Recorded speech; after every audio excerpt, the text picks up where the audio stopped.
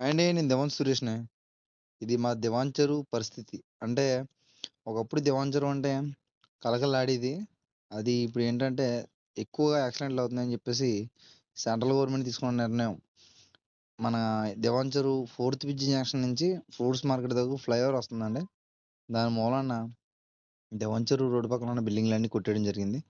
కొన్ని విషయాలకి ఇది బాధాకరం. కానీ ఏంటంటే చాలామంది జనాలు చచ్చిపోతున్నారు.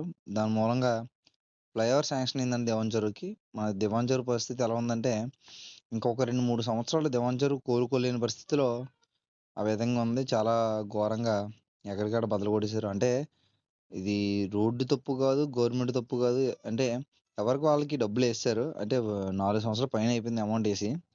కానీ ఏంటంటే ఇప్పటిదాకా వర్క్ స్టార్ట్ చేయలేదు. ఇప్పుడు మన కొత్త గవర్నమెంట్‌లో వర్క్ స్టార్ట్ చేయడానికి శంకుస్థాపన చేసినట్టున్నారు. అయితే ప్రతి ఒక్క బిల్డింగ్ బద్దలు కొట్టిస్తున్నారు. దివాన్ చెరువుకి మంచి రోజులొచ్చినియి. అదేవిధంగా చాలామంది వ్యాపారస్తులు బాధపడతారు. కానీ ఏంటంటే, ముందు ముందు ప్రజానీకానికి చాలా బెనిఫిట్‌గా ఈ రోడ్డు ఉపయోగపడతదని జెప్పేసి అనుకుంటున్నామండి. దయచేసి ఈ వీడియో ఎవరు తప్పుగా అర్థం చేసుకోకండి. మా దివాన్ చెరువు పరిస్థితి ఎలా ఉందని చూపిస్తున్నాను అంతే తప్ప, ఇందులో ఏమి స్వార్థం లేదు. మొత్తం సెంటర్ అంతా బద్దలు కొట్టేశారండి. ఇంకొక 4, 5 రోజుల్లో క్లియర్ చేసేస్తారు. ఫ్లైఓవర్ శాంక్షన్ అయింది దివాన్ చెరువు టు మన ఫోర్త్ బ్రిడ్జి జంక్షన్ నుంచి ఫ్రూట్స్ మార్కెట్ దాకా కొత్త ఫ్లైఓవర్ శాంక్షన్ అయింది. దాని మూలంగా రోడ్ సైడ్ ఉన్న బిల్డింగ్‌లన్నీ కొట్టేయడం జరిగింది. ఒకప్పుడు దివాన్ చెరువు అంటే గోంగూర బిర్యానీ ఫేమస్సు. అది ఇప్పుడు